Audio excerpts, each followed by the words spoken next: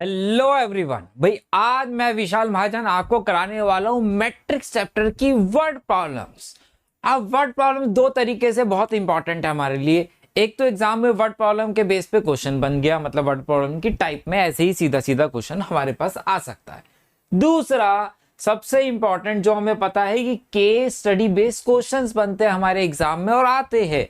तो word problem एक case study है, इसमें से भी हमारे एग्जाम में क्वेश्चन बन सकता है जो कि हमारे लिए काफी दिक्कत करते हैं केस बेस्ड। तो केस बेस्ड किसी भी वर्ड प्रॉब्लम को हम चेंज करके एक केस बना के दे सकते हैं। जैसे कि इसमें बोला है, एक book shop of a particular school has 10 dozen chemistry books.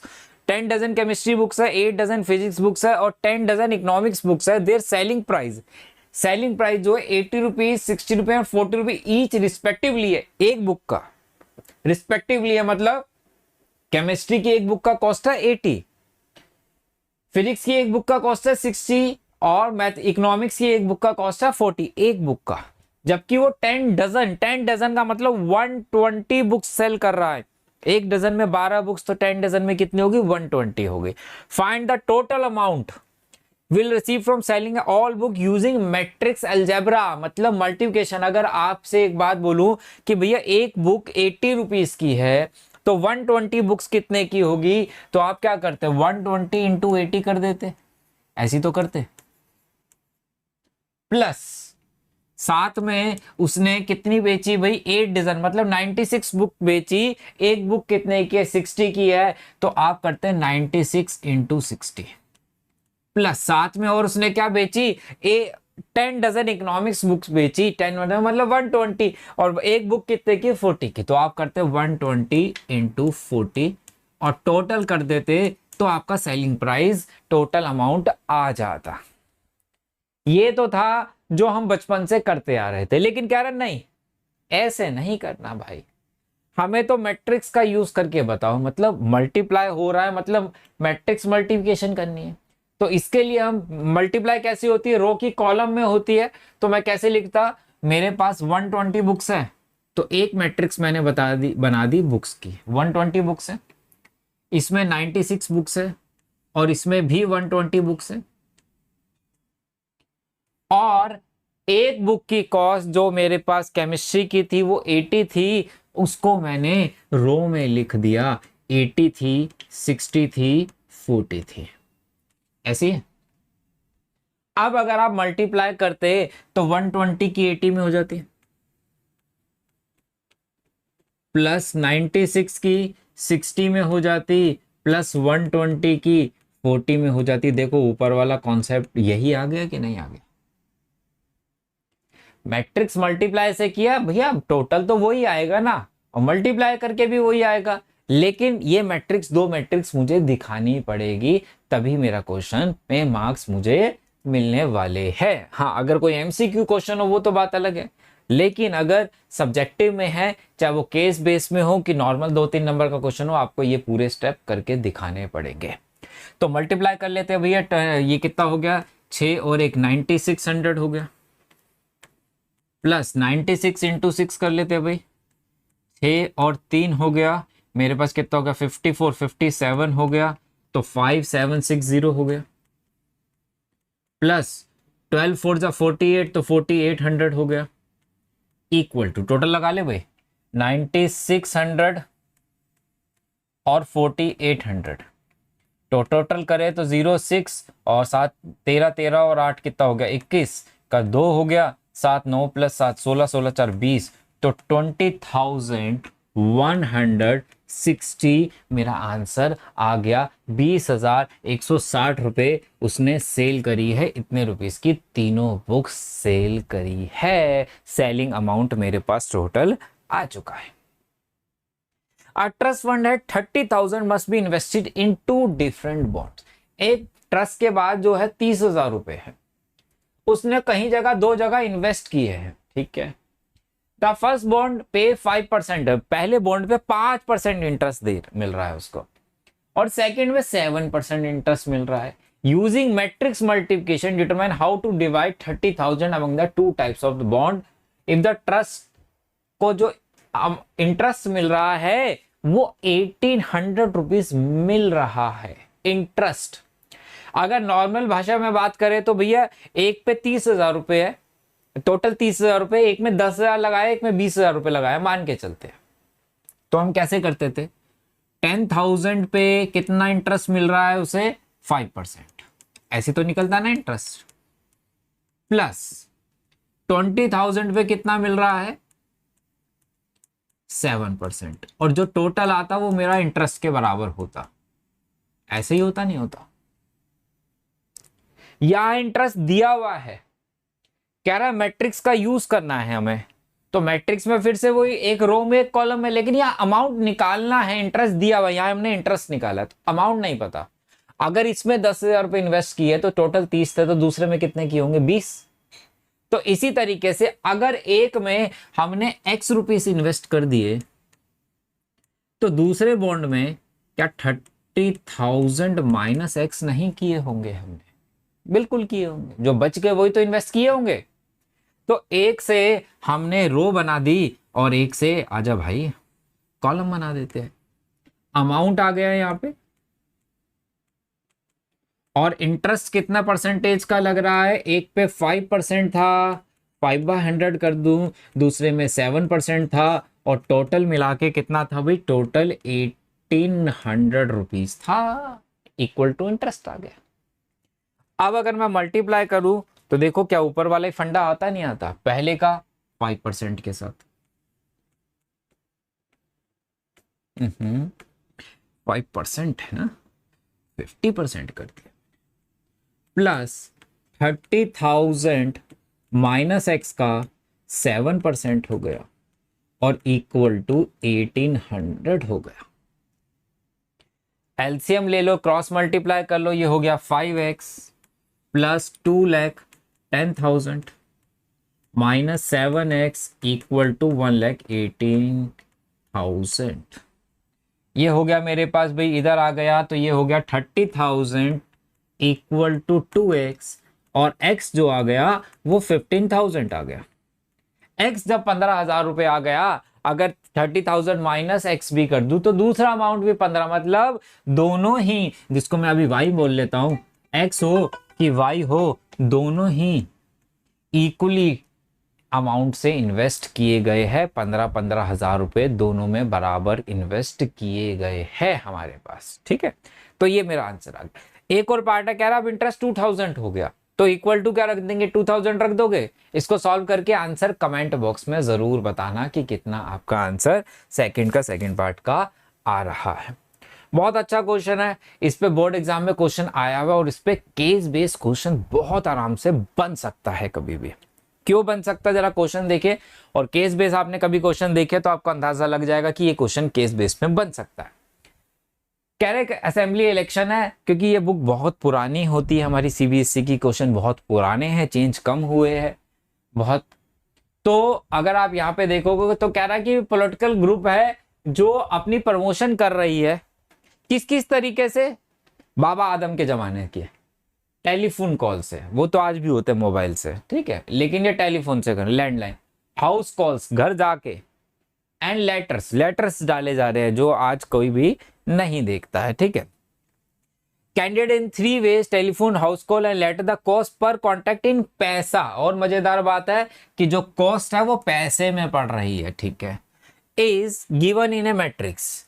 कह रहा है अगर हाउस कॉस्ट पर कॉन्टैक्ट, एक कॉन्टैक्ट अगर टेलीफोन से करते हो तो 40 पैसे की कॉस्ट पड़ती है, हाउस कॉल करते हैं तो 1,000 रुपये और 100 रुपये देते, 100 पैसे है मतलब 1 रुपया है, लेटर के 50 पैसे है। और क्या कह रहा है भाई, उसने क्या किया, 2 सिटीज है एक्स एंड वाई में, उन्होंने प्रमोशन करी है। टेलीफोन कॉल एक्स वाले में कितने किए, 1,000, हाउस कॉल कितने हैं 500, लेटर कितने हैं 5,000। वैसे ही वाई सिटी में 3,000 टेलीफोन कॉल, हाउस कॉल 1,000 और लेटर 10,000। लास्ट में क्या पूछ रहा है, the total amount spend by the group in each 2 city, दोनों सिटीज में कितना पैसा खर्च किया है, टोटल वो बताना है। भाई फिर से वही यूनिटरी मेथड, एक कॉल करने के 40 पैसे, तो 1,000 कॉल करने पे इंटू 40, प्लस एक कॉल करने पे 100 रुपए 100 पैसे, और कितनी कॉल करी 500 into 500, plus this into this. लेकिन मल्टीप्लाई रो की कॉलम में होती है, तो मैं क्या करता हूं, मल्टीप्लाई करना है इस अमाउंट वाले को, क्या मैं यहाँ पे कॉलम में लिख दूं 40 पैसा है, 1000 और 50। ये अब जरा करके देखो, रो की कॉलम में हो जाएगी, ये एक्स सिटी की हो रही है ना, ये वाई सिटी की हो जाएगी, तो दोनों का टोटल अमाउंट मेरे पास आ जाएगा। 1000 की 40 में करी तो 40,000 हो गया, 500 की 1000 में करी तो 5 जीरो लगा दे भाई, प्लस 5 5 जा 25 और 4 जीरो लगा दो पीछे, एक्स सिटी हो गया। अब वाई सिटी की बारी आ गई, 3000 की 40 में करी तो 12, 4 जीरो लगा दूं भाई, प्लस 1000 की 1000 में करी तो 6 जीरो आ जाएंगे भाई मेरे पास, 1 2 3 4 5 6, और 10,000 की इसमें करता तो 50 और 5 आता, और 4 और एक 5 जीरो आ जाते, 1 2 3 4 5, यही आ रहे हैं भाई। टोटल लगा लो, टोटल कितना हो गया, 5,40,000 और 5,40, 7,90,000 हो गया। ठीक है, ये पैसे चल रहा है, ये बात का ध्यान रखना है। ये कितना हो गया, 1,20,000 है, ये 10 लाख है, और ये 15 और 1 लाख 15 और 16 लाख 16,20,000 हो गया।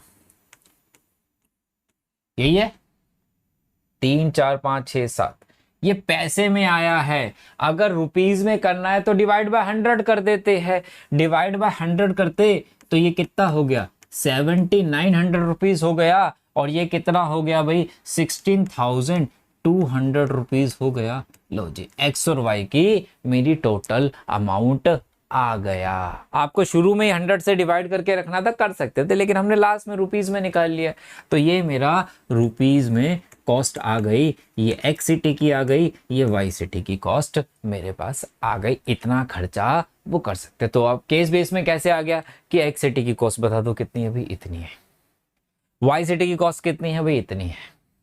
तो इस तरीके से हमसे केस बेस में वो 2 पार्ट हमसे पूछ सकता है।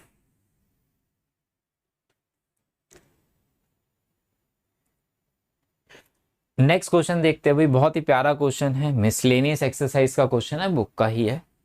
कह रहा है manufacture market produce the 3 product X Y Z, ठीक है, if which he sell in 2 market, 2 market में वो सेल कर रहे हैं। इसमें थोड़ा सा हम अपना डाटा को और अच्छे से लिखते हैं प्रेजेंटेशन। ये एक्स प्रोडक्ट हो गया, ये वाई प्रोडक्ट है, ये Z product. Annual sales are indicated, इतनी सेल है। फर्स्ट मार्केट में एक्स प्रोडक्ट 10,000 पीसेस बिक रहा है, यूनिट्स, वाई में 2,000 बिक रहा है, जेड में 18,000 बिक रहा है, मतलब जेड प्रोडक्ट फर्स्ट मार्केट के अंदर।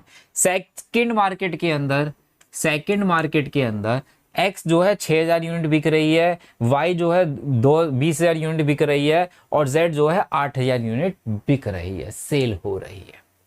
कहता है if unit sale price of X Y are 2 rupees 50 paisa, 1 rupees 50 paisa and 1 rupees है, respectively find the revenue in each market with the help of matrix algebra.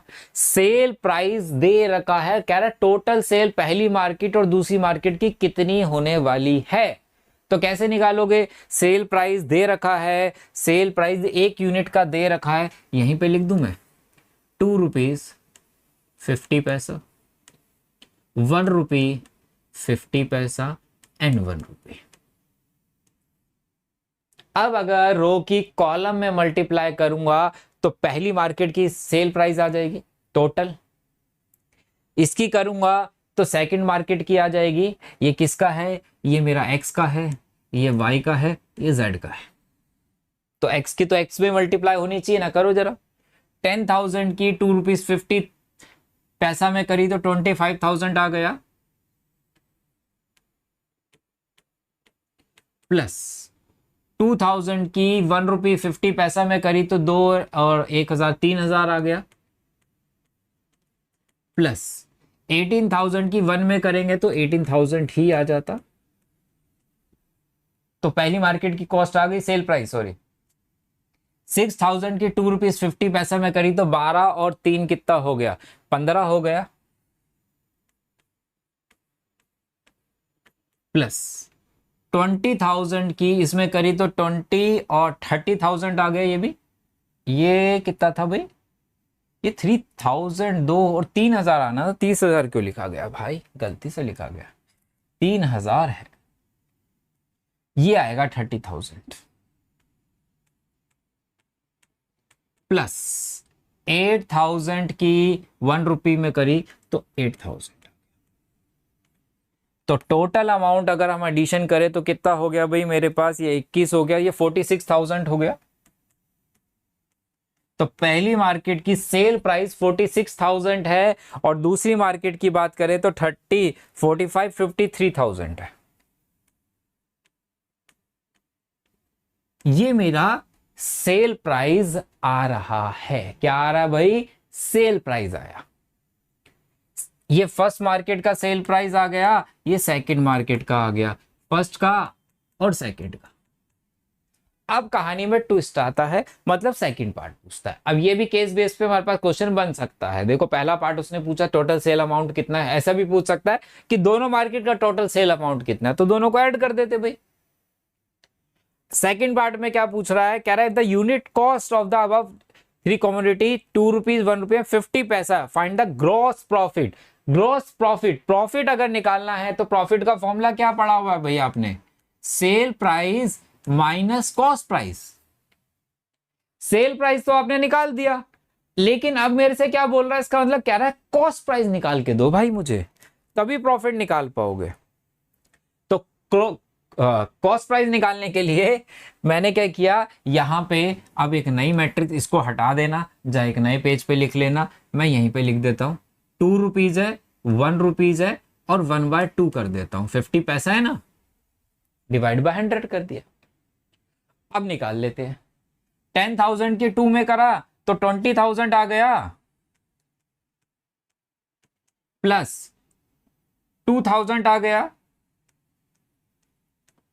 Plus 9,000 आ गया। सेकंड मार्केट पे 6 का 2 में करा 12,000 आ गया, 20,000 आ गया और 4,000 आ गया। ये फर्स्ट मार्केट है, ये सेकंड मार्केट है, तो कितना हो गया, ये हो गया 11, 31,000 हो गया। ये कितना हो गया 20 और 32, 36,000 हो गया। और मुझे निकालना था ग्रॉस प्रॉफिट, और ग्रॉस प्रॉफिट अगर मुझे निकालना है तो सेल प्राइस कितना है, 46,000 में से 31,000 चला गया तो 15,000 हो गया, और 53 में से 36 चला गया तो 17,000 हो गया। मतलब फर्स्ट मार्केट में इतना प्रॉफिट हो रहा है और सेकंड में इतना प्रॉफिट उसको मिल रहा है। तो इस तरीके से आप इन क्वेश्चंस को सॉल्व कर सकते हैं। चलिए नेक्स्ट क्वेश्चन पे चलते हैं। कह रहा है if A and B are symmetric matrix prove that A B minus B A skew symmetric matrix, prove करने को आ रहा है। अगर बात करूं सेम क्वेश्चन इस बारी सीयूटी के अंदर भी पूछा गया है 2024 के अंदर, ठीक है, पहला जो दूसरा क्वेश्चन था, लेकिन उसमें ऑप्शंस में दिया हुआ था इसमें प्रूफ करना है। ये वर्ड प्रॉब्लम नहीं है लेकिन प्रूफ वाले क्वेश्चन है, इसमें बच्चों को थोड़ी प्रॉब्लम रहती है, इसलिए इसे मैं इसमें इंक्लूड किया गया।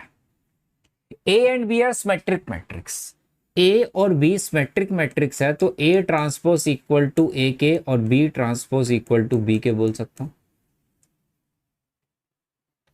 स्क्यू सिमेट्रिक प्रूफ करना है। स्क्यू सिमेट्रिक्स का मतलब क्या होता है कि C transpose equal to minus C matrix के है, ऐसे ही होता है ना। अब जब सिमेट्रिक की बात कर रहा है तो ट्रांसपोज करना जरूरी है, तो ए बी माइनस बी ए का होल का अगर ट्रांसपोज करूं तो क्या मिलता है भाई अपने को, प्रॉपर्टी है इस पूरे का ट्रांसपोज माइनस इस पूरे का, दोनों को अलग अलग करके लिख सकते हैं। जब ए बी का ट्रांसपोज पूरे का ट्रांसपोज होता है, मैंने करा रखा है इस वीडियो में, इससे पहले वाली वीडियोस में ये प्रॉपर्टी बेस्ड क्वेश्चन पे प्रॉपर्टी। तो हम क्या करते हैं, पीछे वाला आगे आ जाती है और आगे वाली मैट्रिक्स पीछे चली जाती है, माइनस पीछे वाली मैट्रिक्स आगे आ गई, आगे वाली पीछे चली गई। और मुझे क्या दिया गया था, मुझे कह रहा था कि बी ट्रांसपोज बी के इक्वल है, ए ट्रांसपोज ए के इक्वल है, तो इसकी जगह बी लिख दिया गया और इसकी जगह ए लिख दिया गया। और अगर इसमें से माइनस कॉमन ले लूं तो ए बी माइनस बी ए हो गया क्या, ये किसके इक्वल था, होल ट्रांसपोज। अगर मैं इसे सी बोल दूं तो सेम यहां है, तो सी ट्रांसपोज किसके इक्वल नजर आ रहा है, माइनस सी के आ रहा है। अगर ये केस पॉसिबल हो रहा है तो इसका मतलब ये स्क्यू सिमेट्रिक मैट्रिक्स होगी ही होगी। A B minus B A is a skew symmetric matrix condition. अगर ए सिमेट्रिक है एंड बी सिमेट्रिक है तभी ये पॉसिबल हो सकता है, अदरवाइज नहीं होगा। तो सीयूटी में हमसे एमसीक्यू में पूछता है तो ये चीजें थोड़ी ध्यान रखनी पड़ेगी। कह रहे A B minus B is a skew symmetric matrix, given है। इफ कंडीशन दे दी A equal to minus A transpose के, B equal to minus B transpose के, A equal to A transpose के, B equal to B and both, ऐसे कुछ option दे दिए तो हमसे कंडीशंस भी चेक करवा लेता है, वहां पे जा करा सकता है। If A is a square matrix such that A square equal to A I plus A whole cube minus 7a is equal to किसके होगा, हमसे पूछ रहा है। बहुत ही इंपॉर्टेंट क्वेश्चन है और बोर्ड एग्जाम में पूछा हुआ क्वेश्चन है। तो i प्लस ए का होल क्यूब है। देखिए अगर मेरे पास a प्लस, कैपिटल में लिख लेता हूं, a प्लस बी और a माइनस बी है, तो इसको आप a square minus B square के बराबर नहीं होता है, कहीं कभी डायरेक्ट फॉर्मूला मत लगाते। तो सर ये किसके इक्वल होता है, उस पर डिस्कस करते हैं। a plus B A minus B है, तो मैं यहां ब्रैकेट्स ओपन करूंगा, a की a में करूंगा तो a स्क्वायर आ गया, a की b में करूंगा तो a b आ गया, b की a में करूंगा तो b a आ गया, माइनस बी स्क्वायर के इक्वल है। क्योंकि ए बी बी ए के इक्वल नहीं होता इसलिए कटेगा नहीं यहां पे, इसलिए वो गलत है। मतलब जब दो ब्रैकेट्स मल्टीप्लाई करने तो ब्रैकेट्स ओपन करने पड़ेंगे, फॉर्मूले मत लगा देना अलजेब्रा के जो बचपन में पढ़े थे। लेकिन लेकिन लेकिन लेकिन जरा ध्यान से समझना और सुनना, अगर मेरे पास यही बात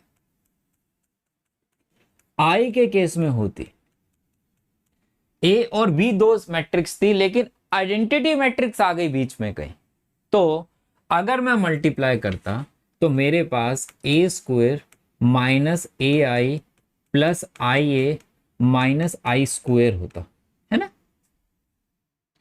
ए इंटू आई ए ही होता है, आई ए की मल्टीप्लाई अगर आई में करूं तो ए ही मिलता है। मतलब आई मैट्रिक्स में कोई भी मैट्रिक्स से मल्टीप्लाई करो वो सेम मैट्रिक्स ही मिलती है, जैसे वन में करते हो आप, 2 इंटू 1 2 मिलता है, 3 इंटू 1 3 मिलता है। आई इंटू ए करूंगा तब भी ए ही मिलने वाला है। तो ये हो गया, इसका मतलब ये दोनों कट जाते हैं। और आई की मैट्रिक्स आई स्क्वायर आई क्यूब आई की पावर 4 करो, आई ही मिलता है, जैसे 1 इंटू 1 इंटू 1 इंटू 1 1 ही मिलता है, वैसे ही आई के मैट्रिक्स को भी अगर मल्टीप्लाई करता जाऊं तो आई ही मिलता है, जिसे आप आई स्क्वायर भी बोल सकते हो। तो सर यहां तो फॉर्मूला अप्लाई हो गया, इसका मतलब ए plus B A minus B, A plus B का होल स्क्वायर ए प्लस बी का होल क्यूब, ये कहां अप्लाई हो सकते हैं, जो बचपन में पढ़े थे। अगर एक ए मैट्रिक्स या बी मैट्रिक्स हो और एक आई मैट्रिक्स हो तो आप बचपन वाले फॉर्मूले भी लगा सकते हो, ब्रैकेट्स अगर आप ओपन कर रहे हो तो, ठीक है। लेकिन ए और बी दो डिफरेंट मैट्रिक्स है, वहां नहीं अप्लाई हो सकते। रीजन कि क्योंकि यहां प्रॉपर्टीज लगती है, ए इंटू आई ए ही होता है, आई इंटू ए ही होता है, आई का स्क्वायर आई का क्यूब आई की पावर 4 आई ही आता है, इसलिए ये पॉसिबिलिटी रहती है यहाँ पे। तो यहाँ पे ये हो गया ए क्यूब, मतलब आई का cube I plus B cube plus 3a square into B plus 3b square into A minus 7a। हमें कह रहा है ए स्क्वायर ए के इक्वल है, ए स्क्वायर की जगह तो ए लगा दूं, लेकिन ए क्यूब की जगह क्या लगाऊं? तो जरा ध्यान से देखते हुए, ए क्यूब की जगह हम क्या अप्लाई करें? मेरे पास क्या था? ए क्यूब की बात कर रहा है, जिसको मैंने ए स्क्वायर इंटू ए लिख दिया। ए स्क्वायर ए के इक्वल है, जो कि मुझे ए स्क्वायर दे गया, और फिर से ए स्क्वायर आ गया, और ए स्क्वायर ए के इक्वल है, तो मतलब ए क्यूब की जगह ए अप्लाई कर सकते हो, लिख सकते हो। तो ए क्यूब की जगह मैंने ए लिख दिया, ये भी 3a हो गया। ए स्क्वायर की जगह ए लिख दिया, और ये 7a हो गया। तो ये कितना बच गया भाई? 6 और 1 7। तो ये तो आई आंसर आ गया, आई आंसर आ गया, सी मेरा करेक्ट ऑप्शन हो गया। आगे देखते हैं भाई, बहुत इंपॉर्टेंट क्वेश्चन है, केस बेस पे आ सकता है, और मजेदार बात है कि ये प्रीवियस ईयर क्वेश्चन में सीबीएसई के आया हुआ क्वेश्चन, और बहुत सारे बच्चों को इस क्वेश्चन में प्रॉब्लम आई थी मैट्रिक्स बनाने में, कि मल्टीप्लाई कैसे करे, कि कौन सी मैट्रिक्स को रो में लिखा जाए, कॉलम में किस तरीके से लिखा जाए, उनको ये प्रॉब्लम फेस करने को आई थी। There are 2 families A and B, there are 4 men 6 women 2 children in A family A. 4 man है, 6 वुमेन है, 2 चिल्ड्रन है फैमिली ए में। 2 men 2 women 4 children family B.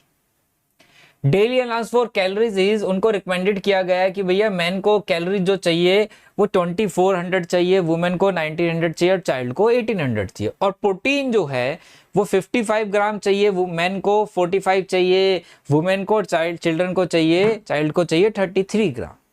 Matrix multiplication से कैलकुलेट करके बताओ कि टोटल कैलोरीज और प्रोटीन कितनी कितनी चाहिए दोनों फैमिलीज को। अब मल्टीप्लाई करना तो रो की तो कॉलम में होगी, लेकिन मैट्रिक्स बननी कैसे, ये बहुत इंपॉर्टेंट, क्योंकि मल्टीप्लिकेशन पॉसिबल है कि नहीं है। मैंने जो मैट्रिक्स बताई बनाए मान के अलावा वो मल्टीप्लाई नहीं हो पा रही, क्योंकि n इक्वल टू पी के इक्वल नहीं हो पा रहा, तो वो बहुत इंपॉर्टेंट है। तो मेरे पास 2 फैमिलीज है, फैमिली 1 फैमिली 2, ठीक है, ए और बी बोला उसने। तो मैं क्या कर रहा हूं भाई, फैमिली ए और फैमिली बी है, ठीक है। इसके अंदर क्या है, कुछ मेंस है कुछ वुमेन्स है। फैमिली ए की बात हो रही है, तो पहले फैमिली ए के सदस्यों का नाम लिख दिया जाए, मेंबर्स का कितने कितने हैं नंबर्स। 4 मैन है, 6 वुमेन है, और 2 चिल्ड्रन। फिर फैमिली बी में 2 मैन है, 2 वुमेन है, और 4 चिल्ड्रन। ऐसे ही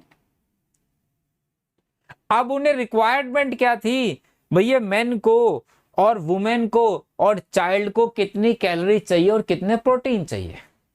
कितने, ये मेन है, ये वुमेन है, और ये चाइल्ड है, चिल्ड्रन है भाई। अब इसकी मल्टीप्लाई कि मेन को कितना प्रोटीन चाहिए उससे मल्टीप्लाई हो, वुमेन को जितनी रिक्वायरमेंट है वो वुमेन वाले में हो, और जितनी एक बच्चे को है उतना उसकी कैलोरीज में मल्टीप्लाई हो जा प्रोटीन में, ठीक है। तो मैन वुमेन और चाइल्ड इधर है, तो ये भी इधर आनी चाहिए उनकी क्वांटिटी, मैन वुमेन और चाइल्ड की इधर आनी चाहिए। तो जब मैं यहाँ बना रहा हूं तो यहाँ मैन आ गया, या वुमेन की बात करेंगे या चाइल्ड की बात करेंगे, और यहाँ पे उसे क्या चाहिए, पहले कैलोरीज चाहिए, और फिर क्या चाहिए उसे, प्रोटीन चाहिए। वो इस तरीके से लिख लेते हैं। कितनी है जरा देखे भाई, रिक्वायरमेंट कितनी है, daily allowance for calories is man कितनी है, 2400 है, वुमेन की 1900 है, और तीसरी है हो सॉरी, हाँ नहीं ठीक है ना, इसकी कितनी है, एंड चाइल्ड 1800 है, ठीक है ठीक है। और अब बात कर रहा है प्रोटीन की, प्रोटीन कितना चाहिए, 55 ग्राम चाहिए, और 45 ग्राम चाहिए, और 33 ग्राम चाहिए। ये लो जी, ये बन गई मेरी मैट्रिक्स। अब हम मल्टीप्लाई कर सकते हैं। देखो अब मैन की मैन में ही होगी, 4 मैन है, एक को कितना चाहिए कैलोरी, 2400, तो 4 इंटू 2400 कर दूं भाई, कितना हो गया 96, प्लस 6 की वुमेन में हो रही है जितनी रिक्वायरमेंट है, 19 इंटू 6 कर दे भाई, 4 और कितना हो गया, 5 6 5 11, तो 11,000 कितना हो गया मेरे पास, 400 हो गया, 11,400 हो गया, प्लस 3,600 हो गया। फैमिली ए का कैलोरीज मिल गई, ठीक है। फैमिली ए की प्रोटीन के बारे में भी बात कर लेते हैं भाई। 4 की 55 में करेंगे तो 220 आ जाएगा, प्लस 6 की 45 में करेंगे तो कितना आ जाएगा, 270 आ जाएगा, प्लस 2 की 33 में करेंगे तो 66 आ जाएगा। अब सेकंड रो की बारी आ गई, फैमिली बी के बारे में बात कर रहा है, तो फैमिली बी का मल्टीप्लाई करके देख लेते हैं। 2 की 24 में करी तो 4800 आ गया, प्लस 3800 आ गया, प्लस 7200 आ गया। 2 की 55 में करी तो 110 आ गया, प्लस 2 की 45 में करी तो 90 आ गया, प्लस 4 की 33 में करी तो 2 और 1 कितना हो गया, 132 हो गया। लो जी, ये फैमिली ए की बात हो रही है, ये फैमिली बी की बात हो रही है। ये किसकी बात हो रही है, ये कैलोरीज की बात हो रही है, वो प्रोटीन की बात हो रही है। तो क्या टोटल लगा सकते हो आप, यहां से मुझे टोटल कैलोरीज पता लग गई, फैमिली ए और बी को कितनी चाहिए, यहां से प्रोटीन पता लग गया कि फैमिली ए और बी को कितना प्रोटीन चाहिए। इसको कंप्लीट करेंगे। ये भी बहुत ही प्यारा क्वेश्चन है, केस बेस्ड क्वेश्चन बनता है, ऑलरेडी आया हुआ है और सीबीएसई ने अपने केस बेस्ड क्वेश्चंस के अंदर इसको रखा हुआ है। इस क्वेश्चन को बहुत ही प्यारा क्वेश्चन है और बच्चे इस क्वेश्चन में बहुत बहुत बहुत ज्यादा गलती करते आए हैं और करते रहेंगे। क्यों करते रहेंगे वो समझने वाली बात है हमारे लिए। यहाँ पे यार ध्यान से देखना, 3 schools A, B and C organize a Mela for collecting funds for helping the rehabilitation of flood victims. They sold handmade fans, mats and plates from recycled material at the cost of 25 rupees 150 each. The number of articles sold are given below. एक school में ABC school है, वो कुछ article cell करते हैं। ए school hand fan जो है 40 बेच रहा है, मैट जो है 50 बेच रहा है, प्लेट जो है 20 बेच रहा है। ए स्कूल, ठीक है। बी स्कूल 25 40 30 बेच रहा है, सी स्कूल 35 50 40 बेच रहा है।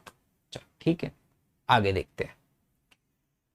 कह रहा है कॉस्ट दे रखी है 25 100 और 50। अब बच्चे क्या करते हैं, सारे क्वेश्चन में क्योंकि जो आर्टिकल्स थे वो ऐसे लिखे गए थे और कॉस्ट को हमने एक कॉलम में लिखा था, हमने यहां पे लिख दिया 25 100 और 50। बहुत ही अच्छी बात थी, ठीक है। और मल्टीप्लाई स्टार्ट कर दिया, मल्टीप्लाई हो भी गई। फिर 40 की 25 में, 25 की 100 में और 35 की 50 में। ये कॉस्ट किस किस की थी जरा ध्यान से देखना। गलती क्या कर दी यहां पे, बहुत सारे बच्चे अभी तक यही दिमाग में आया होगा कि ऐसे ही करना है। ये कॉस्ट जो थी, ये कॉस्ट थी हमारी फैन की। ये कॉस्ट जो थी 100 रुपीज वो मैट की थी, और ये जो थी ये थी भाई हमारे पास किसकी है, किसकी है, किसकी है, किसकी है, प्लेट की। ऐसी है। अब जरा मल्टीप्लाई देखिए किसकी किस में कर दी आपने। ये फैंस का कॉलम है, 40 फैन ए स्कूल बेच रहा है, 25 में करा, बिल्कुल ठीक था। 40 इंटू 25 कोई दिक्कत नहीं। ए स्कूल की कॉस्ट आ गई, मतलब जो इतने सेलिंग प्राइस आ गया कि जितना उसने फैन बेचे 40 इंटू 25, प्लस हैंड फैन जो बी स्कूल बेच रहा है 25 आपने मल्टीप्लाई कर दी है मैट की कॉस्ट में, जो 100 मैट बेचे है। इट्स पॉसिबल, फैन बेच रहे हैं और कॉस्ट कौन सी ले रहा हूं, 100 रुपए मैट की, तो गलत कैलकुलेशन नहीं कर रहा। 35 फैन बेचे और मल्टीप्लाई कर दिया प्लेट की कॉस्ट में। मल्टीप्लाई तो हो गई लेकिन गलत डाटा से मल्टीप्लाई कर दी मैंने, ये बहुत बड़ी गलती कर दी है हम भाई यहाँ पे। तो तो क्या करें सर, तो हमें इस डाटा को थोड़ा सा चेंज करना पड़ेगा। मैं इसका ट्रांसपोज करके लिखता हूं। जब ट्रांसपोज किया तो देखो क्या फर्क पड़ता है। ये रो है, इसको कॉलम में 40, 25, 35, 50, 40 और 50, 20, 30 और 40। ठीक है, ये क्या था, ये ए स्कूल हो गया, ये बी स्कूल का डाटा आ गया, ये सी स्कूल का आ गया, ये फैन हो गया, ये मैट हो गया और ये प्लेट हो गई, नंबर ऑफ प्लेट्स।